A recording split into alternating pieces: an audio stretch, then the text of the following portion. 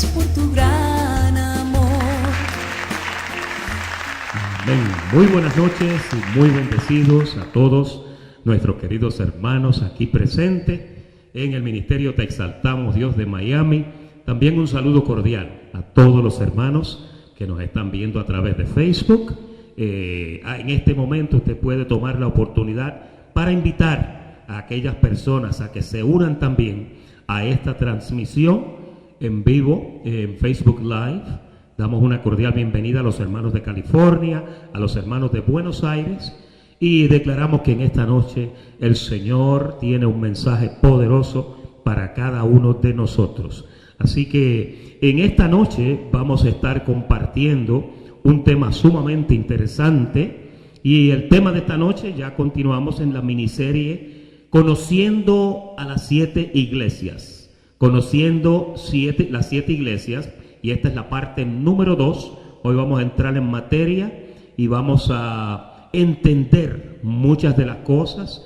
Vamos a tratar de cubrir unas 3 o 4 para comenzar en esta noche. A medida que vamos desarrollando el tema, yo quiero que usted piense primeramente que fueron iglesias que existieron en el primer siglo, para el tiempo de Juan el apóstol. Juan escribió esta carta desde la isla de Patmos, juntamente con toda la información que Dios le dio para el libro de Apocalipsis. También lleve en mente que esta información siguió repercutiendo en las 7 iglesias a medida que siguieron pasando los años. Hoy yo voy a compartir notas con ustedes de esas iglesias aún después del primer siglo, porque las iglesias continuaron. Y la iglesia X no necesariamente es la misma iglesia que fue en el primer siglo, porque las iglesias empezaron a evolucionar, empezaron a cambiar, quizás se mudaron, quizás algunos grupos se integraron a otros grupos, etcétera. Hubieron muchos cambios. Estamos hablando de casi 21 siglos, y eso es bastante tiempo. Hoy es el volumen 13 y el tomo número 6, y vamos a continuar con esta interesante miniserie, y vamos a entrar a conocer a estas 7 iglesias conforme a lo que la carta del apóstol Juan, con las instrucciones de Dios, le dice. Es importantísimo en esta noche recalcar que las observaciones hechas y las instrucciones dadas a estas iglesias son el consejo de Dios, no solamente para aquellas, sino también para la iglesia presente. De ese es el punto de vista que partimos. Usted debe de llevar en mente eso. Esto ocurrió mucho tiempo atrás, pero a medida que vamos analizando la información, usted se va a dar cuenta que las mismas cosas que posiblemente estaban ocurriendo allá son cosas que siguieron ocurriendo a través de los siglos, y quizá en la iglesia moderna del siglo XXI que estamos ahora, posiblemente haya cosas que todavía están repercutiendo en la iglesia. Y esa es la aplicación importante. Le voy a decir por qué.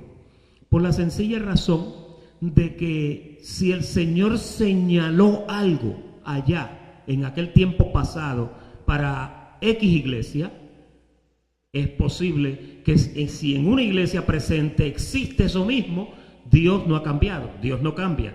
Dios es el mismo ayer, hoy, por los siglos. Por lo tanto, ¿qué tendría que decir el Señor acerca de lo que estuviera afectando a X iglesia? Exactamente lo mismo que dijo en la antigüedad. Ahora, ahí hay una ventaja grande. La ventaja es esta: usted va a conocer, por causa de la carta escrita, usted va a conocer cuál fue el señalamiento que el Señor le hizo a esa iglesia, pero entonces también va a conocer la respuesta o la fórmula o la receta que Dios le da a X iglesia para contrarrestar ese problema. Y eso es lo que vamos a ver, cómo el Señor dice: hiciste unas cositas bien, ahora hiciste unas cosas que están mal, pero para esas cosas yo te aconsejo que hagas esto y esto y esto. Esos son los consejos importantes que nosotros como iglesia debemos de agarrar, ¿ok? Después de haber conocido algunos detalles de la demografía de las iglesias, la semana pasada estuvimos hablando de algunos aspectos históricos, que yo sé que muchos de ustedes les gustaron. Además de esos aspectos hay otros, que posiblemente hoy vamos a estar tocando algunos de ellos. A medida que vayamos viendo las observaciones de todas estas cosas, ahí vamos a ver cómo Dios conoce el corazón de su iglesia. Y cómo el Señor conoce a una iglesia y también busca la forma de sanar a esa iglesia. Usted sabe que lo interesante de este estudio y de este contenido que estamos tocando es que el Señor no se está dirigiendo a un grupo de pecadores por allá. El Señor se está refiriendo y se está dirigiendo a su gloriosa iglesia. Y entonces a veces yo decía, no, eso no es para nosotros. Pero si usted es parte de la iglesia de Jesucristo, que usted lo es, diga, yo soy parte de la iglesia de Jesucristo. Ahí usted va a ver que las instrucciones definitivamente son instrucciones de aprendizaje para todo el que es parte de esa iglesia. ¿Ok? Ahora, vamos a abrir primeramente con la iglesia de Éfeso. Y la iglesia de Éfeso es una iglesia muy importante. El pastor Carlos el domingo hizo un señalamiento aquí muy importante, y fue que cuando Pablo le escribió a las iglesias, si usted suma, en realidad, cuando usted mira las epístolas, habían un total de 7 iglesias.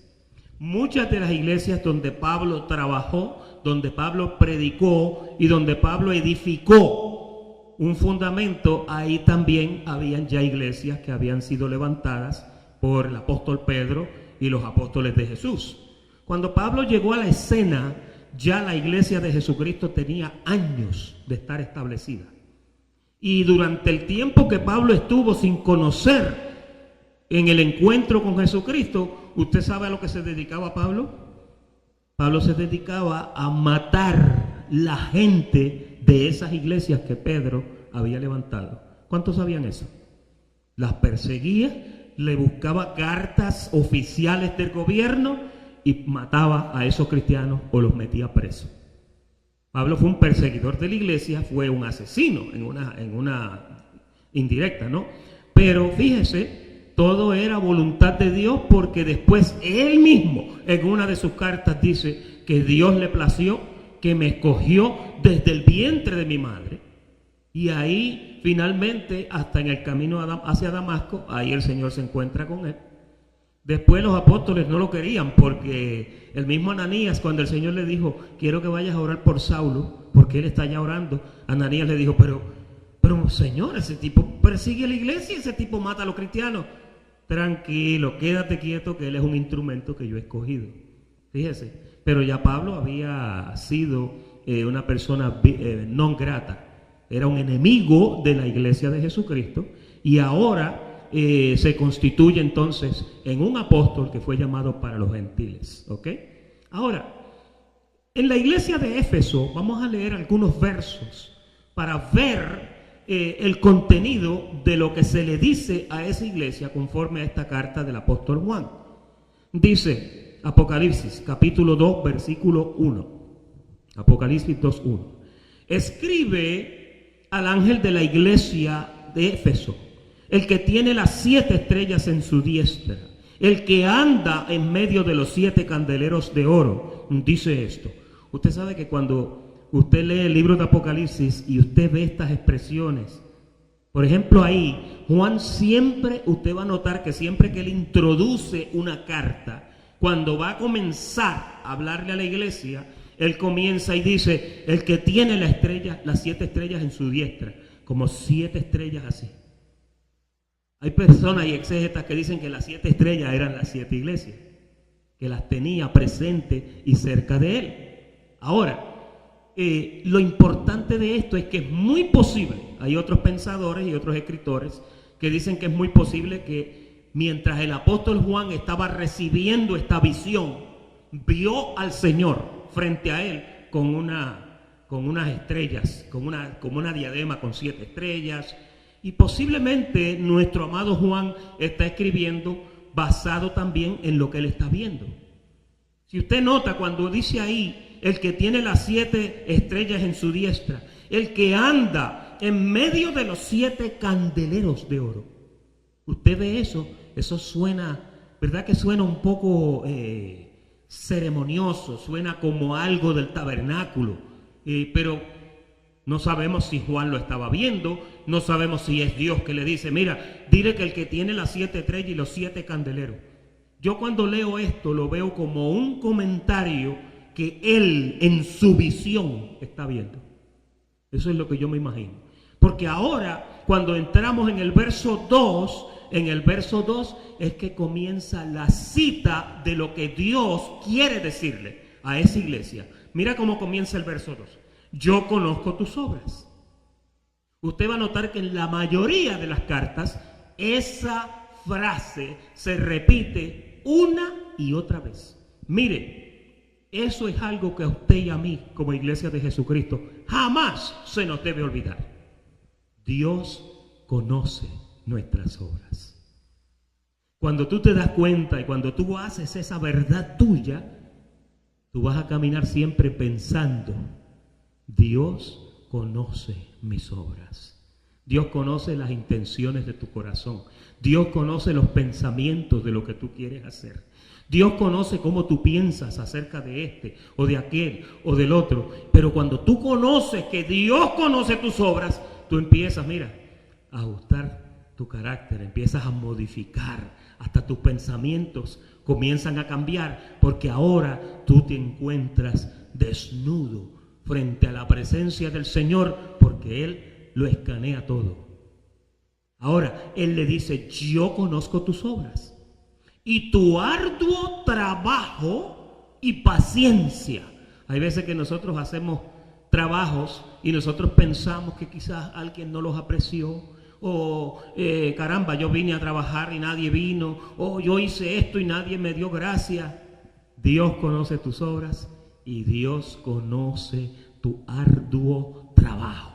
Eso se lo dijo a la iglesia de Éfeso en el siglo I, pero eso no ha cambiado. Dios conoce tus obras y Dios conoce tu arduo trabajo. Dice, conozco tu trabajo y conozco también tu paciencia. Qué lindo, ¿eh? Cuando tú eres paciente, Dios conoce tu paciencia. Cuando tú no tienes mucha paciencia, el Señor dice, yo conozco tu paciencia. Es así de finita. Te tocan el celaje y ya se desapareció la paciencia. ¿Sabes qué? Cuando tú tienes en mente esto, tú vas a comenzar a trabajar. Por algo que Santiago que dice, tenga la paciencia su obra completa. Porque tú puedes empezar siendo paciente, pero a mitad de camino ya tú no aguantas y sales entonces manifestado. Pero fíjate, Dios conoce tu paciencia, conoce tu arduo trabajo, Él conoce tus obras. A que no puedes soportar a los malos, le dice. Cuando algo a ti de lo malo no te gusta, Dios lo conoce. Y cuando tú simpatizas con las cositas malas, también Dios lo conoce. Porque Él conoce el corazón. Delante de Él, mire, el mundo tiene 7 billones de almas. Y eso yo me imagino que si el Señor tuviera un cerebro, en una sola microneurona, Él analiza todo eso. De tan poderoso que es Dios. Imagínese usted que Dios conoce a cada persona individual. Dios brega con la situación individual de cada persona. Dios no es como los departamentos gubernamentales, que como hay tanta gente, pues no puedo atenderte. You take a number and I'll get back to you. No. Dios atiende cada petición, cada sentimiento, cada emoción que tú tienes por Él. Él, en el momento que tú la manifiestas, Él te responde. Qué lindo es eso, ¿verdad? El cuadro telefónico del Señor nunca se sobrecarga. A mí había hermanos que me decían que oraban por la mañana porque a esa hora había muchos durmiendo y las líneas estaban más desocupadas.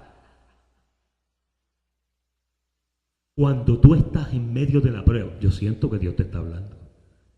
Mira, cuando tú estás en medio de la prueba, en medio de la necesidad, a las 11:59 con la situación encima de ti, ahí está Él pegadito de ti, esperando que tú digas, Señor, ayúdame. Y ahí viene Él y te agarra y te saca. Qué lindo es el Señor, ¿verdad? A Pedro él lo dejó que se hundiera. Y Pedro, pues la falta de fe lo hizo que se hundiera. Pero él lo dejó que se hundiera. Y Pedro me imagino que aleteó unas cuantas veces ahí, pero cuando ya vio que no podía, se dijo, Señor. Y el Señor, tranquilo. Y llegó y lo levantó y le dijo, hombre de poca fe, ¿por qué dudaste? Y eso es lo que el Señor nos hace a nosotros. Fíjate. Yo pensaba que este mensaje iba a ser más mecánico, pero veo que está siendo más. Dios lo ha convertido en un consejo bonito para su preciosa iglesia.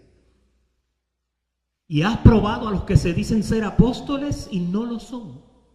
Y los has hallado mentirosos. Oye, y yo me enorgullezco, me parece ver al Señor diciendo, me enorgullezco de que tú te diste cuenta quiénes son los falsos apóstoles. Porque los apóstoles están a 2 por 5 por ahí, ¿oíste? Cualquier esquina que tú te metas, ¡bum!, salió un apóstol. Y pasa un tiempito y al tiempito el apóstol fulano hizo de las de él. La iglesia de Jesucristo discierne cuando un hombre de Dios tiene al Espíritu de Dios o no lo tiene.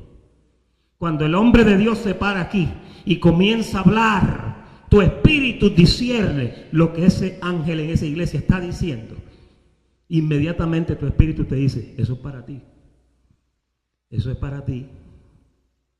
Hay iglesias que el predicador está predicando y el hermano lo escucha y dice, eso es para fulano. Pero fíjate, Dios trabaja directamente contigo. Mira el verso 2, el 3. Y has sufrido, y has tenido paciencia, y has trabajado arduamente. Vuelve y le repite el trabajo arduo por segunda vez. Parece que a Dios le interesa que su iglesia trabaje arduamente. Hay cristianos que son cristianos un ratito los domingos y el resto de la semana no son. Hay personas que piensan que el ser parte de la iglesia de Jesucristo no envuelve ningún tipo de responsabilidad. Yo sencillamente soy un espectador y a mí el Señor no me pide que yo haga absolutamente nada. Cuando no hay trabajo arduo en tu vida para el reino de Dios, Dios te dice, yo conozco tus obras y yo veo que tú no estás trabajando arduamente. Fíjate, porque según lo señala cuando se hace, yo me imagino que también lo señala cuando no se hace. Por amor en mi nombre, dice, y no has desmayado. Mira el verso 4. Pero tengo contra ti. Y ahí es donde empieza la lista. Primero le dijo las cosas buenas. Ahí en su panfleto, usted va a ver 2 cajitas. Y en la cajita de la izquierda, usted va a ver que dice las cosas que Dios aprueba. Y en la derecha, las cosas que Dios desaprueba. Mira cómo le dice. No me pongas ese, María. Ponme el verso... En el verso que estábamos, en el 4 creo que era. 4. Y ahorita entramos a la tabla para darle resumen. Dice, pero tengo contra ti. Primero, oye, que has dejado tu primer amor. ¿Sigue el verso? Recuerda por tanto. Fíjate, después que le dice, tengo esto contra ti, ahora viene y le dice, para eso yo te receto esto. ¿A cuántos aquí se le ha ido el primer amor? A mí se me ha ido. A mí se me ha ido y después he tenido que ir a buscarlo otra vez. ¿Cómo se busca el primer amor? Pues mira cómo es. Recuerda, por tanto, mira qué linda la receta. ¿De dónde has caído? Primero hay que reconocer como el alcohólico. Hay que reconocer que es alcohólico. Eso es lo primero. Cuando tú llegas a Alcohólicos Anónimos, si tú tienes un problema con alcohol, el primer requisito es que tienes que admitir que eres un alcohólico. Pues aquí le dice, mira de dónde has caído, arrepiéntete. O sea, mira lo que hiciste mal, mira de dónde te caíste, arrepiéntete de eso y luego le dice que haz las primeras obras de nuevo. ¿Cuándo es que se enfría el amor? El amor se enfría cuando dejamos de hacer ciertas cosas. Cuando a ti se te vaya el primer amor o sientas que ya no sientes lo que tú sentías al principio, a eso. Piensa cómo era, qué era lo que yo estaba haciendo que ahora dejé de hacer y por eso es que me siento así. Lo vas a conseguir rapidito. Te voy a decir esto, right off the bat. Una de las primeras cosas posiblemente es que dejamos de orar. Cuando tú dejas de comunicarte con el Señor diariamente, dígale al que está a su lado, diariamente. Hay gente que oran una vez cada 15 días. Hay gente que oran una vez a la semana. Hay gente que oran un chispito cuando vienen aquí el domingo y el pastor ora por las peticiones. Ahí oran. No. Tu comunicación con tu Creador debe ser diaria. Daniel, dice la Biblia, que oraba 3 veces al día. Yo me imagino que era por la mañana, al mediodía y por el atardecer. Porque el día terminaba a las 6, ahí entraba el nuevo día. Yo pienso que eso era lo que él hacía. Él tenía unos ventanales hacia el oriente y ahí se paraba y ahí oraba. No comiences tu día sin darle gracias a Dios. Por ahí por las 12, cuando estás en el almuerzo o algo, oye, las oraciones no son mecánicas, no son perezosas, no son repeticiones, son palabras que salen de tu corazón. A veces una oración dura 5 minutos, a veces dura 15 y a veces dura 30 segundos. Pero hay veces que tú dices, Señor, te doy gracias. Y a veces esas expresiones breves son muy importantes. Una vez Jesús dijo, Padre, te doy gracias porque tú siempre me oyes. Qué oración tan cortita, ¿verdad? Y en esa oración cortita fue suficiente para él después hacer, y lo que quería hacer lo hizo. Dios nos dio el ejemplo de la oración. El primer amor se te puede enfriar por dejar de orar. Se te puede enfriar por dejar de congregarte. Se te puede enfriar por dejar de buscar luz en la palabra de Dios. Cuando dejas de buscar la luz de la palabra es tu vitamina diaria. Todo el mundo aquí tiene un celular. Baje una Biblia o una aplicación que le dé un verso diario, por lo menos. Y usted lee un verso diario y lo pone que le salga ahí. Cuando usted ponga el teléfono, ¡pum!, le sale el verso de hoy. Hay una que se llama Pan Diario, hay otra que se llama Pan de Vida, montones de aplicaciones. Medita y estudia y lee la palabra diariamente. ¿Sabes por qué? Eso te va a mantener en un buen espíritu para andar en el primer amor. Y por supuesto, recuerda que Dios conoce tus obras, Dios conoce tu paciencia. De esa es la forma que podemos hacerlo. Arrepiéntete y haz las primeras obras, pues si no, oye, no solamente le dice el mal que tenía, le da la solución, sino que también le dice, estas son las consecuencias si no me haces caso. Si no, dice, vendré pronto a ti y quitaré tu candelero de su lugar si no te hubieres arrepentido. La pregunta es, ¿qué es el candelero? ¿Para qué es un candelero? Para alumbrar. Cuando Dios tiene el candelero prendido, usted está viendo todas las cosas claramente.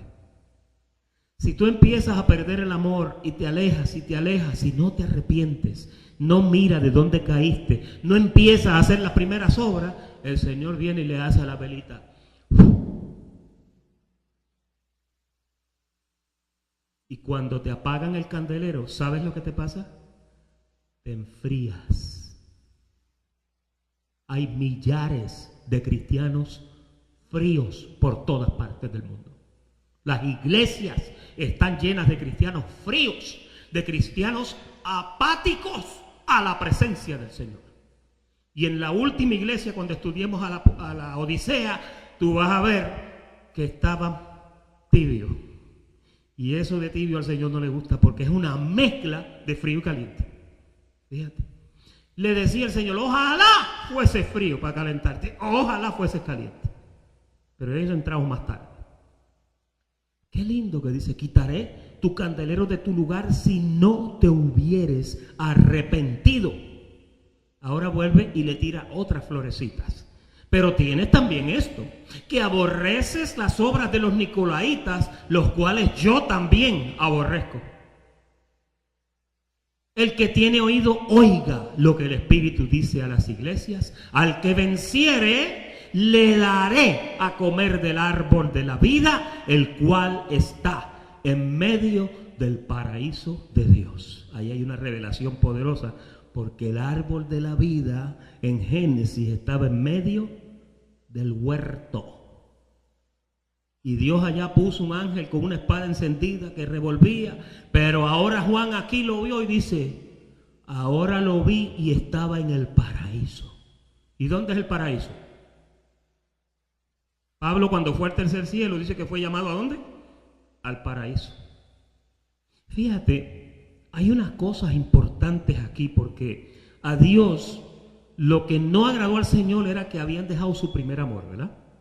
El primer amor aquí en estas escrituras se refería en aquella iglesia a la búsqueda continua del Señor, como estábamos diciendo, a la comunión con el Espíritu Santo. También se descuidaron en las obras que esta iglesia hacía. Oigan lo que hacía la iglesia de Éfeso, históricamente estoy hablando ahora. Era una iglesia que cuidaba de los huérfanos, cuidaba de los presos, cuidaba de los necesitados. Estaban constantes en apoyo para las necesidades que veían en su comunidad.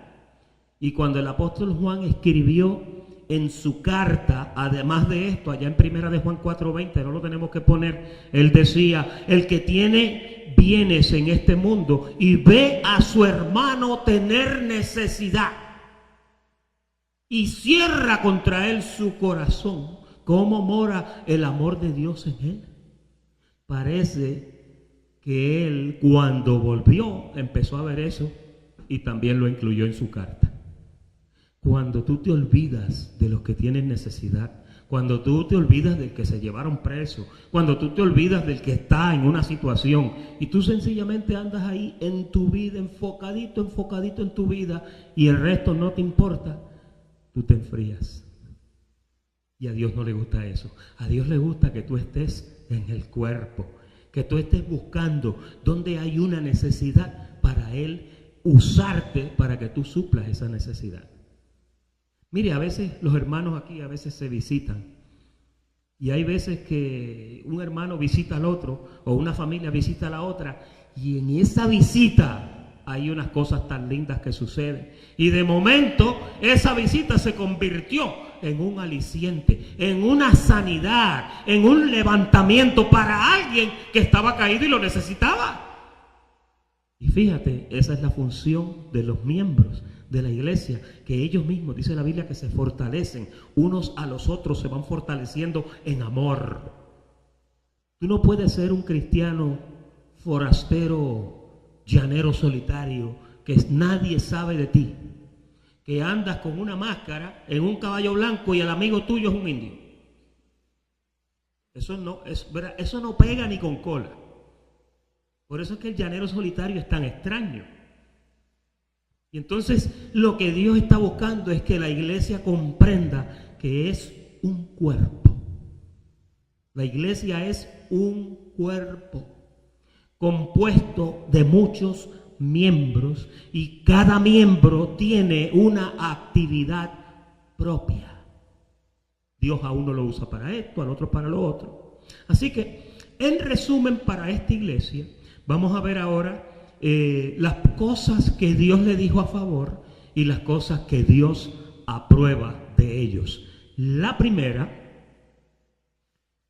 su arduo trabajo. Segundo, su fruto de paciencia. Tercero, su apatía a lo malo. Páramelo ahí un momentito. Si a ti te gusta lo malo, tienes que orar al Señor para que te enseñe a odiar lo malo. El pastor nos decía el domingo y la semana pasada nos decía que llega un momento que a ti entonces te gusta castigar al viejo hombre. Vas a empezar a mirarlo y vas a decir, no voy a hacer lo que tú quieres. Tú desarrollas un hábito de no hacer la voluntad del viejo hombre. esta gente tenían esa apatía hacia lo malo y esa era una buena cualidad. La próxima, su discernimiento apostólico, porque conocían y reconocían a los que eran falsos apóstoles entre ellos. Y finalmente su sufrimiento en pruebas. Y la otra, que aborrecían las obras de los nicolaitas. ¿Quiénes eran los nicolaitas? Me pregunta la hermana que quiénes eran los nicolaitas. Qué bueno que me preguntaste para yo decirte. Los nicolaitas, no se sabe mucho de ellos, aunque se dice que ese partido o secta, oiga, surgió dentro de la iglesia y promovía la inmoralidad y la idolatría y trataban de imponer una orden sacerdotal creada por ellos en las iglesias. Se dice que eran seguidores de un tal Nicolás, que en el griego se dice Nikos con K, que significa conquistador del pueblo, cuyas enseñanzas y obras eran condenadas en las iglesias de Pérgamo. Cuando entremos a Pérgamo, usted va a ver que en Pérgamo le dieron guerra. Tertuliano, dice aquí, no se sabe quién fuera su fundador, pero Ireneo, estos son escritores, y Tertuliano lo identifican con Nicolás de Antioquía, prosélito, que era un gentil convertido al judaísmo, que era uno de los 7 diáconos, oiga esto, de la iglesia de Jerusalén, cuando eligieron para supervisar la distribución de alimentos y bienes comunes. ¿Se acuerdan? Allá cuando Pedro dijo, no es necesario que nosotros sirvamos las mesas. ¿Se acuerdan? Hechos 6:5, lo puede poner en sus notas para que lo estudie después. Se dice que este apostató de la fe y fundó este partido o esta secta, pero esto no está muy claro, ¿verdad? Algunas referencias escritas por Ireneo, por Tertuliano y aún por el mismo Clemente sugieren que los nicolaitas continuaron como secta gnóstica. Eso sí tiene sentido, porque en Grecia, en Éfeso, estaban los gnósticos metidos también. Los gnósticos, mira, eran los pensadores. En Grecia, tú no podías hablar, no, tú hablabas algo e inmediatamente venían 2 o 3 sabios a juzgarte. Y esta secta duró hasta el año 200 después de Cristo. Imagínese usted cómo estas obras de los nicolaitas, Dios las aborrecía y Éfeso también le hizo guerra. Hay veces que a la iglesia llega gente con unas estructuras de pensamientos que cuando usted comienza a hablar con esas personas, si usted no cuida su oído, como nos decía el pastor Cestero el domingo, lo que tú oyes te puede llevar a la apostasía. Por eso tú no puedes escuchar cualquier cosa, porque la información que nosotros ingerimos viene de 2 formas, o escuchada porque se habló, o por los ojos porque la leíste. No todo lo que tú lees es verdad. No todo lo que tú lees es bueno. Hay que analizarlo todo, hay que escudriñarlo, pero hay que retener solamente aquello que por el Espíritu tú disciernes que es bueno. Qué importante es eso, ¿verdad? Mira las cosas que aborrecía el Señor y que desaprobaba, que iba en contra. Dejaron el primer amor, la llama a mirar de dónde cayó, la llama al arrepentimiento, un volver a las primeras obras y amenaza con quitar su candelero. Así que el Señor conoce tus obras, conoce tu arduo trabajo, pero también conoce las partes donde tú estás flaqueando. Y le voy a decir algo más, y esto que le voy a decir es poderoso. Al pastor de la iglesia, el Señor también le requiere estas cosas. El pastor de la iglesia no puede sencillamente ejercer su pastorado sin velar por estas cosas que Dios desaprueba y por las cosas que Dios aprueba. Si el pastor es el que dirige a la congregación y el que vela por tu alma, que lo dice la palabra, él tiene que ser celoso de estas cosas y de las primeras cosas también. ¿Ok? Con eso cerramos este capítulo de Éfeso y abrimos el de la segunda carta. Hay un comentario en su panfleto, y es que aún Pablo tuvo que corregirle a los efesios acerca del amor, a no andar en la vanidad de su mente, a despojarse del viejo hombre que está viciado conforme a los deseos engañosos. Esto reitera muchas de las observaciones que Dios hace también en su carta a Éfeso, dirigida por Juan.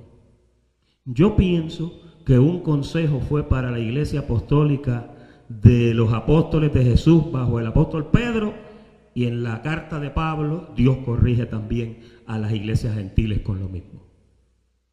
Porque miren, Éfeso fue donde más misterio se habló. En Éfeso se habló de la predestinación, de obras preparadas de antemano, de que Él nos conoció desde antes, de que en Él fuimos conocidos y todas esas cosas. Sin embargo, la iglesia había dejado el primer amor. Bueno, el Señor le tuvo que decir, Pablo le tuvo que decir, despierta tú que duermes, ¿sí o no? Así que cuando hay una iglesia donde hay mucha revelación, hay que tener cuidado, porque a veces la revelación te puede envanecer. El mucho misterio. Yo no sé si usted ha estado en ministerios que todas las noches aparece un misterio diferente. Y llega un tiempo cuando ya usted es un misterio andante. Usted es un misterio caminante y todo lo que usted habla es de misterio. Y los misterios a veces te apartan del primer amor. Te enfrían tu amor. Porque te sacan de esa comunión donde Dios quiere que tú estés humillado bajo la poderosa mano del Señor. Vamos a ver la iglesia de Esmirna en el capítulo 2, ahí mismo el verso 8. Y escribe al ángel de la iglesia en Esmirna, el primero y el postrero, el que estuvo muerto y vivo, dice esto. Oye, qué lindo, ¿eh? Qué clase de introducción. Yo conozco tus obras. Ahí está otra vez. Yo conozco tus obras y conozco tu tribulación. A mí me encanta esa. Cuando tú andas en una tribulación, Dios conoce tu tribulación. Cuando tú estés en una situación complicada, tú tienes que decir, Dios conoce mi tribulación. Yo sé que el Señor conoce mi tribulación.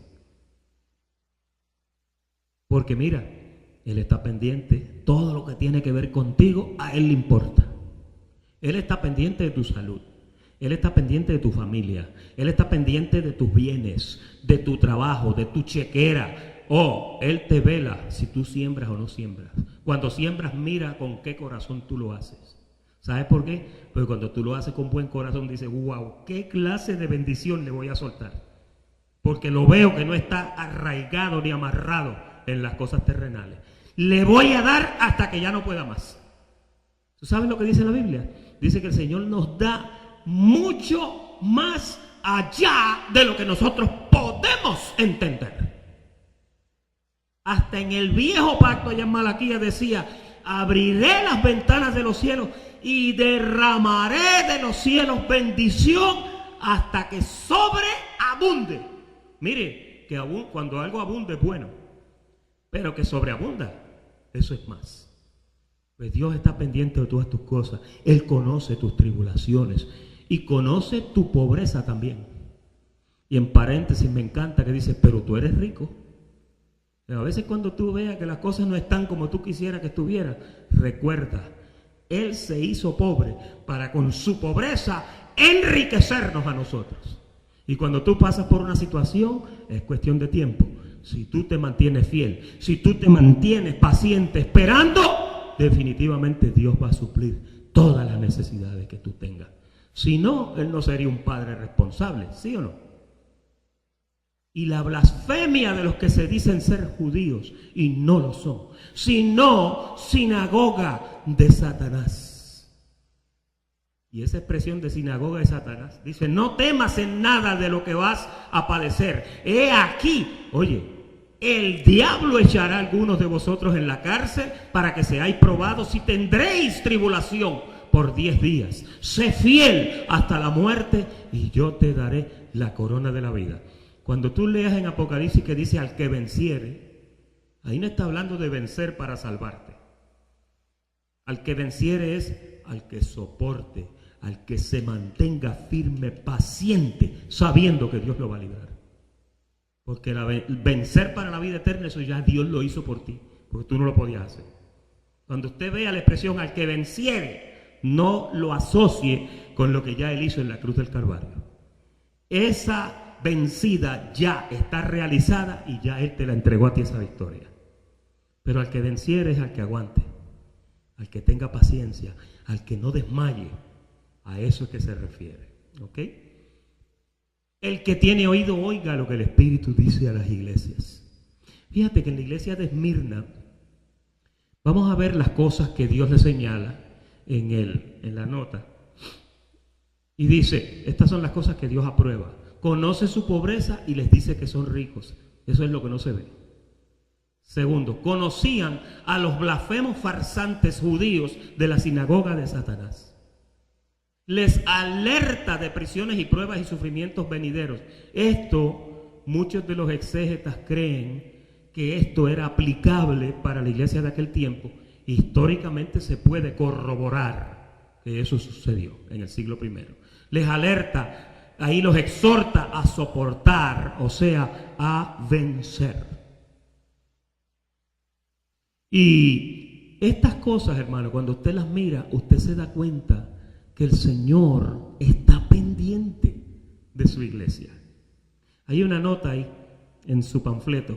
En esta iglesia vemos cómo no hay observaciones negativas, aunque sabemos que probablemente tenía sus problemas como todas las demás iglesias, pero las estaban sobrellevando.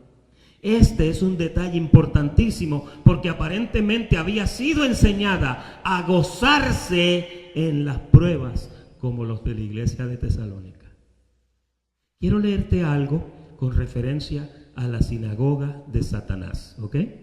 Porque eso tú lo lees y no tiene sentido, ¿cierto? Ok, la iglesia de Esmirna representa el período de la iglesia perseguida. Comenzó en el siglo I y posiblemente, según dicen los exégetas, se extendió hasta el año 316 después de Cristo. Esta iglesia existió durante el período de la gran persecución bajo 10 emperadores romanos. El primero fue Nerón, uno de los más crueles. El último emperador fue Diocleciano, que extendió su dominio hasta el tiempo de Constantino en el año 312. Alguien que me diga, ¿qué fue lo que Constantino logró? Logró la unión de la iglesia con el Estado. Así fue como él se hizo famoso. Cuando usted oye el nombre de Constantino, el de Constantinopla, creó y unió la iglesia con el Estado. ¿Ok? Según dicen los exégetas, todavía eso es una realidad en Roma. Porque usted mira Roma y lo que el Vaticano aprueba y desaprueba, eso es ley. Fíjese, qué interesante. El Señor conocía el trabajo y la obra de esta iglesia, la cual para aquel momento había empobrecido. A pesar de la persecución, el Señor la tenía en alta estima. Esta iglesia había sido probada a muchos que decían ser creyentes y no lo eran. No estaban dispuestos a sacrificar sus vidas por el Señor. Qué interesante eso, ¿verdad? Parece que cuando llegaron momentos de persecución, hubieron muchos que salieron corriendo. Aunque muchos negaron la fe, en medio de la persecución, hubieron otros que fueron fieles, no importándoles sus propias vidas. En Esmirna, hermanos, había muchos que incitaban a la persecución contra los cristianos, y los 10 días de tribulación que el Señor había advertido en Apocalipsis 2:10 cuando leímos ahí, aunque era un tiempo corto, fue muy sufrido para esta iglesia. Los 10 días que se mencionan. Pero aquellos que fueron fieles hasta la muerte, el Señor les recuerda la promesa de que ellos recibirían la corona de la vida. Ese era el gozo de la vida eterna dada a sus hijos. El Señor termina hablándole a la iglesia de Esmirna que al que venciere no sufriría de la segunda muerte. Y en la segunda muerte se menciona más tarde allá en Apocalipsis 20. Qué interesante, ¿verdad? Ustedes notaron que en esta iglesia no habían las observaciones que habían en la iglesia de Éfeso. Pero sin embargo, tuvieron persecuciones difíciles. Yo quiero que tú entiendas que la iglesia de Jesucristo por todas partes del mundo, aunque no son los mismos problemas, muchas de ellas tienen unos, las otras tienen otros y las otras tienen otros. Pero entre todas las iglesias, usted va a encontrar que todo lo que se menciona en estas 7 iglesias está regado también por las iglesias de Jesucristo. Hoy día están matando cristianos en otros sitios. Si son cristianos, los están matando. En el siglo XV y el siglo XVI los quemaban en la hoguera. Lo triste era que los quemaban también se llamaban seguidores del Señor. Imagínese usted. Por eso a veces es bueno que estudiemos historia, porque la historia te abre los ojos y te deja ver muchas de las realidades que si no estudiamos sencillamente las vamos a ignorar. Vamos a entrar a la iglesia de Pérgamo y ya estamos cerrando. La iglesia de Pérgamo escribe al ángel de la iglesia de Pérgamo, el que tiene la espada aguda de 2 filos, dice esto: yo conozco tus obras y dónde moras, donde está el trono de Satanás. Una iglesia moraba donde estaba el trono de Satanás. Pero tengo, dice, y donde también, pero retienes mi nombre y no has negado mi fe. Aún en los días de Antipas, mi testigo fiel, fue muerto entre vosotros donde mora Satanás. Nota la expresión mora Satanás ya 2 veces en la iglesia de Pérgamo. Dice, pero tengo unas pocas de cosas contra ti. Ahí el Señor es específico y le dice, tengo unas pocas de cosas. Cuando usted mira la lista, en realidad no era tan poca.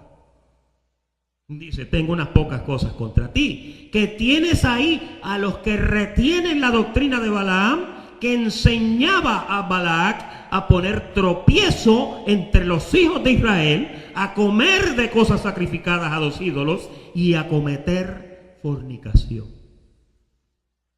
15. Y también tienes a los que retienen la doctrina de los nicolaitas, que ya sabemos lo de Nicolás, de Nicos, los que yo aborrezco. Por tanto, arrepiéntete. Mira, ahora viene la receta. Arrepiéntete, pues si no, vendré a ti pronto y pelearé contra ellos con la espada de mi boca. El que tiene oído, oiga lo que el Espíritu dice a las iglesias. Al que venciere yo le daré a comer del maná escondido y le daré una piedrecita blanca y en la piedrecita escrita un nombre nuevo, el cual ninguno conoce sino aquel que la recibe. A mí me interesa esa piedrita. ¿Tú sabes por qué? Porque mira, atiende, esto que te voy a decir es un poquito fuerte. Cuando cada persona que ama al Señor y que se encuentre en el juicio del tribunal de Cristo reciba su recompensa, yo pienso que la recompensa que tú vas a recibir se parece a esa piedrita. Y ahí posiblemente te van a decir, para ti hay esto, para ti hay esto, para ti hay aquello. Después no se van a reunir allá atrás a beber café y a decir, ¿cuál te tocó a ti? ¿Te ha visto la gente aquí que no? Pero fíjate, tú ves este lenguaje apocalíptico y no te enredes mucho con eso, porque la Biblia, especialmente en libros como el libro de Apocalipsis, es un lenguaje figurativo. ¿Okay? Diga figurativo. Es un lenguaje que tú lees algo, pero se lee, se expresa de esa forma para explicar algo. Como las parábolas de Jesús. Él daba una parábola para explicar unas cosas, ¿sí? Y eso es lo que tenemos que entender. Pero esa piedrecita, oye, ¿qué será lo que dice la piedrecita mía? ¿Qué será lo que dice la tuya? Yo pienso que no me la vas a poder enseñar, ni yo te voy a poder enseñar la mía. Yo pienso que eso es muy personal, fíjate. Yo pienso que ahí en ese momento, acuérdate, ya no vamos a estar en carne, ya no vamos a tener deseos engañosos. Tú vas a recibir esa piedrecita, tú vas a recibir esa encomienda, tú vas a recibir esa recompensa y el único que sabe lo que te dieron eres tú. Y vas a ir y vas a ejercer lo que Dios te dijo. Había un hermano allá en una iglesita muchos años atrás que decía, pastor, yo me conformo hasta con un cepillito para limpiar las calles de oro. porque tenía en la mente pensando así, cosas así, ¿no? Pero mira, todas las cosas que Dios da son buenas. Yo recibo que en ese día tú recibes tu recompensa con amplia y generosa entrada. Juan, hay un verso que a veces da tristeza porque dice que muchos se van a alejar avergonzados. Acuérdate, esto es un tribunal para que cada uno dé cuenta de todo lo que hizo mientras estaba en el cuerpo, sea bueno o sea malo. Nos pone a pensar eso, ¿verdad? Si te puso a pensar, esa es una buena señal. El día que el Señor se encuentre contigo y conmigo, no queremos estar con las manos vacías ese día. No queremos. ¿Dónde estamos, María?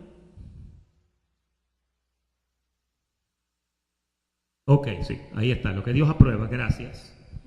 Retenía su nombre a pesar de lo difícil de su lugar de morada. No habían negado la fe.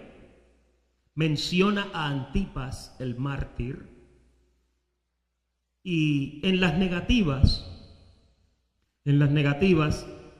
hablaba de aquellos que tenían la doctrina de Balaam, que ponían tropiezo a los hijos de Dios, los que simpatizaban con los ídolos. ¡Ojo! ¿Por qué ojo? Porque los ídolos en este tiempo no necesariamente son una estatua de San Nicolás o de San Bernardo o de San Eladio. No. Hay muchos ídolos que sencillamente son cosas que a veces nosotros ponemos primero que Dios. Todo lo que en tu vida se levanta, que es primero que Dios, Dios lo ve como una idolatría. A Dios no le gusta que tú lo tengas a Él en segundo o en tercer lugar. Dios debe ser primero en tu vida. Dios debe ser primero en tu agenda. Dios debe ser primero en tus finanzas. Dios debe ser primero en todo lo que tú haces. En la agenda tuya, Dios debe ser el primero. Y luego todas las demás cosas. Jesús decía, buscad primero el reino de Dios y su justicia, y luego de eso, todas las demás cosas vienen por añadidura. No tienes que excluirlas, pero asegúrate que en todo lo que tú haces, Dios es primero. Él tiene el primado. Que Él sea el primero en todo y para todo. También les reprocha que cometían fornicación, que tenían la doctrina de los nicolaitas otra vez. Ese Nicolás era famoso y ahí los insta a vencer. A diferentes iglesias son los mismos consejos: arrepentirse, mirar las primeras obras, no perder el primer amor, recordar de dónde has caído, hacer un estudio como hace el FBI, que ellos van a recrear el crimen para ver cómo fue que pasó, conseguir un motivo. Y si pueden, consiguen el arma también. Pues tú tienes que hacer esa investigación en tu vida. Cuando tú sientas que no estás cerca de Dios, tienes que buscar arrepentirte y volver a las primeras obras, a ver qué fue lo que pasó, que te enfriaste. Interesante. No quiero entrar a la iglesia de Tiatira, la vamos a discutir la semana que viene, pero la última nota, María, la nota número 8. Repaso de las primeras 3 iglesias. La cuarta la ponemos la semana que viene. Mira, Dios hace mención de conocer todas las cosas buenas que se hacen. Recordemos que de lo bueno Dios no tiene mucho que decir, porque eso es lo que se espera y se supone que sus hijos hagan. Por eso se nos dice que cuando lo hayamos hecho todo, ¿qué dice? Siervos inútiles somos. Es muy probable que una iglesia esté haciendo muchas cosas buenas, pero también está haciendo cosas malas o tolerando cosas que Dios no aprueba. Y esa parte, tanto el miembro como el pastor. El pastor tiene que velar eso en su iglesia. Si no lo vela, está entonces dejando que las ovejas se enreden en los zarzales. 4. Por estas razones es importante que el pastor utilice todos los medios para procurar que su congregación haga las cosas correctas, Lo que tiene que ver con la moral, lo debe de corregir y señalar. Todo lo que vea en la feligresía que no está bien, el pastor lo debe de hacer. Para este trabajo, oiga bien que hay pastores que se paran en los púlpitos y se creen que son los padres y los jefes de la gente. No. Dios entregó la iglesia en las manos del pastor, no para enseñorearse de ella. A Pedro se lo dijo y Pedro lo entendió. Porque Pedro después dijo, vamos a pastorear la grey del Señor, no señoreando sobre ella. Dice, para este trabajo es necesario que el hombre de Dios sea prudente, porque no se trata de maltratar a nadie, sino de edificar y corregir lo deficiente en amor. Vamos a ver lo que nos dice Pablo en cuanto a esto. El apóstol Pablo citó con esta referencia a esto diciendo, porque el siervo del Señor no debe ser contencioso, sino amable para con todos, apto para enseñar, sufrido, y mira, aquí está la clave, que con mansedumbre corrija a los que se oponen. Si el pastor no lo hace con amor, si no lo hace con prudencia, no está ejerciendo su pastorado correctamente. Tengo que decir en esta noche que nuestro querido pastor lo hace con prudencia, lo hace con respeto. Mire, pastores de ese calibre no se consiguen fácilmente. Póngase a mirar por ahí para que usted vea. Yo creo que hasta permiso le damos para que se vaya a otra iglesia un domingo. Y usted verá lo que yo le estoy diciendo. Por si quizá Dios le conceda que se arrepientan para conocer la verdad y escapen del lazo del diablo en que están cautivos a voluntad de Él. ¿A voluntad de quién? ¿Quién me dice? ¿A voluntad de quién? No. Dios mismo. Cuando tú desobedeces, Dios mismo te entrega. Bueno, allá en los Gálatas, ¿qué fue lo que le pasó? Por no haber creído a la verdad, Dios les envía un poder engañoso para que crean en la mentira. En Romanos dice que también la ira de Dios le cayó encima y los entregó a una mente reprobada para hacer cosas que no convienen. Cuando tú no apruebas hacer la voluntad de Dios, Dios se lava las manos contigo. Y dice, ok, you wanna play? Ok, let's play. Y ahí te deja hasta que te canses. Y cuando te cansa, entonces va y te saca del lodo y te trae y te dice, did you learn your lesson? Mi hermano, hay personas que son como el burro, no aprenden hasta que no le dan con el bate. Y con Dios a veces trata así con personas. Con otros no. A mí, yo no quiero que el Señor me vaya a venir con nada cuando me hace yes, yes. Así es que tenemos que estar. Cuando Dios te mira, te inquieta. Por eso es que tienes que estar sensible al Espíritu. Porque cuando tú te enfrías, no oyes la voz de Dios. No la oyes. Y cuando te enfrías, lo primero que se corta es la señal del celular entre tú y Dios. Y Él hace yes, hey, y tú no oyes. Te ha llamado gente a veces que ya los oídos le están fallando y tú le dices, fulano, a mí me está pasando eso ya. Yo creo que el mensaje está claro, ¿verdad? Tú también me llamas.